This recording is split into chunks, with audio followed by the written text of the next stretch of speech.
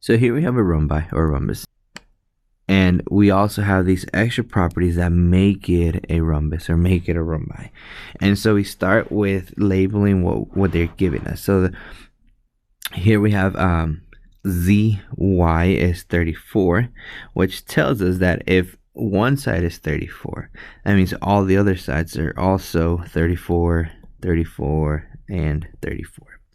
We have wy. So wy, this whole thing is 38.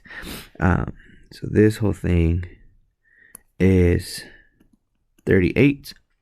And we have to remember the properties of parallelogram still apply. So the diagonals are going to bisect each other. So if that whole thing is 38, that means that each piece is half of that, or 19 and 19.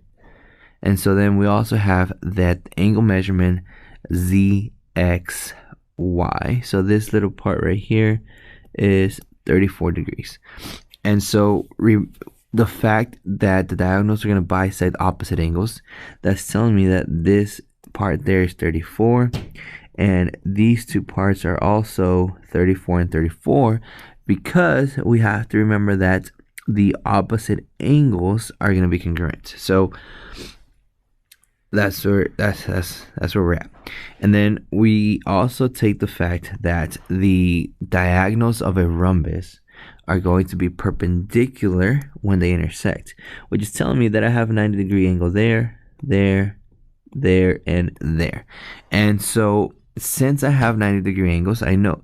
And if I kind of look at one small triangle, so we look at this small triangle here.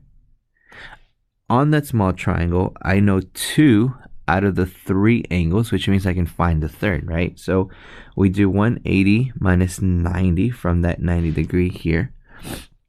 And we also got to subtract 34 from it, and it gives us the measurement of this angle, which is 56. And so we kind of go all the way around because that angle is being bisected. This is 56, and then because opposite angles are congruent, this is also 56 and 56.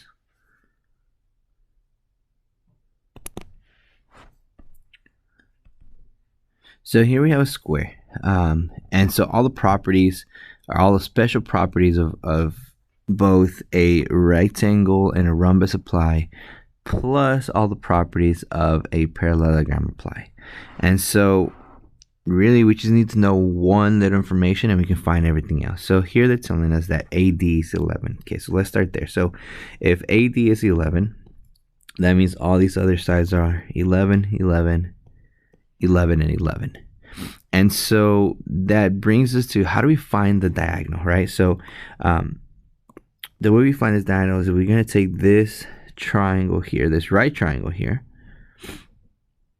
and we're going to solve for that measurement, right? So on this right triangle, so here's my right angle, I know, well, I'm going to redraw it here.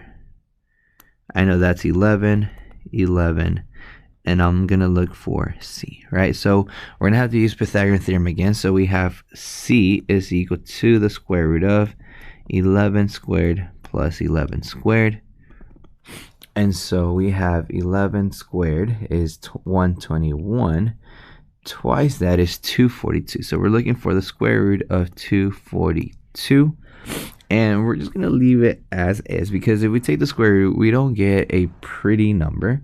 And so for our purposes, we're going to leave it as 240, the square root of 242. Now, if you have a calculator, you can simplify, you can just decimals, but in the next unit, we're going to learn about simplifying radicals, and we want what we call exact answers. And so for our purposes, we're going to leave it as the root of 242. So this diagonal AC is the square root, oops. So this diagonal is AC is equal to the square root of 242. And so then we can also find all the angle measurements, right? So that's 90, 90, 90, and 90. And all of these are going to be 45, 45, 45, 45, 45, 45, and 45.